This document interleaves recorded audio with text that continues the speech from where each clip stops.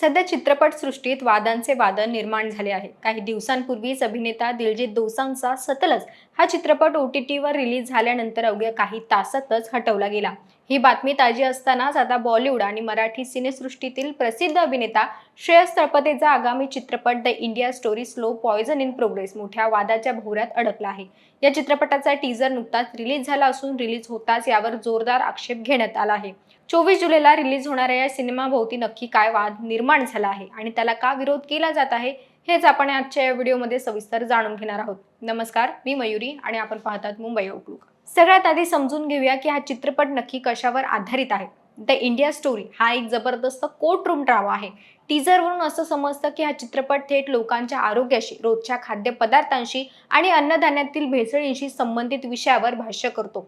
चित्रपटात दाखवलं आहे की एक निष्पाप लहान मुलीचा मृत्यू कर्करोगाने होतो, पण हा केवळ नैसर्गिक मृत्यू नसून एक ठराविक केलेली हत्या आहे असा दावा तिचे वडील न्यायालयात करतात, कारण त्या मुलीने खाल्लेले अन्न हे रासायनिक भेसळयुक्त होते. या चित्रपटात श्रेयस तळपदेने त्या पीडित मुलीच्या वडिलांची अत्यंत भावुक भूमिका साकारली आहे, तर अभिनेत्री काजल अगरवाल मुख्य वकिलाच्या भूमिकेत पाहायला मिळते. या संवेदनशील विषयामुळेच आता नवा वाद निर्माण झाला आहे. नवी दिल्लीतील ॲग्रोफेम फेडरेशन ऑफ इंडिया या संस्थेने या चित्रपटाला तीव्र विरोध दर्शवला आहे. ACFIचे महासंचालक कल्याण गोस्वामी यांनी या चित्रपटाच्या टीझरवर आक्षेप घेत म्हटलं आहे की टीझरमध्ये अन्न सुरक्षा, कीटकनाशके आणि भारतीय शेती पद्धतीवर जे भाष्य केलं गेलं आहे ते अत्यंत दिशाभूल करणार आहे.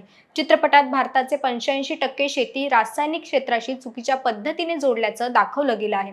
गोस्वामी यांच्या मते केवळ नाट्यमत्ता आणण्यासाठी सत्य बाजूला सारून चुकीची माहिती लोकांसमोर मांडली जात आहे. यासाठी त्यांनी थेट सेंट्रल बोर्ड ऑफ फिल्म सर्टिफिकेशनकडे दाद मागितली असून चित्रपटातील तथ्यांची पडताळणी करण्याची देखील मागणी केली आहे. हा वाद केवळ दिल्लीपुरता मर्यादित राहिलेला नाही, तर मुंबईतही याचे तीव्र पडसाद उमटले आहेत.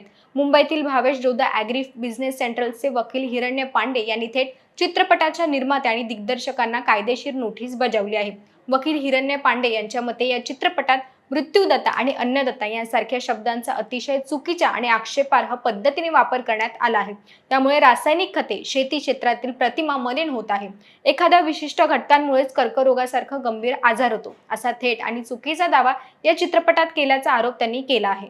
दुसरीकडे कायदेशीर नोटीसला उत्तर देताना चित्रपटाच्या निर्मात्याने आपली बाजू मांडली आहे. त्यांनी स्पष्ट म्हटलं आहे की चित्रपटात वापरलेले शब्द आणि दाखवलेल्या घटना हे केवळ प्रतिकात्मक आणि नाट्यमय रूपांतर आहेत. कोणाच्याही भावना दुखावण्याचा किंवा कोणत्याही क्षेत्राची बदनामी करण्याचा त्यांचा उद्देश नाही. परंतु 24 जुलैची रिलीज डेट अगदी तोंडावर आलेली असताना या कायदेशीर नोटीस आणि वाढत्या विरोधामुळे चित्रपटाच्या प्रदर्शनावर संकट ओढवलं जात आहे. आता सेन्सर बोर्ड यावर काय निर्णय घेणार आणि हा चित्रपट ठरलेल्या वेळेत प्रेक्षकांच्या भेटीस येणार का हे पाहणं महत्त्वाचं असणार आहे.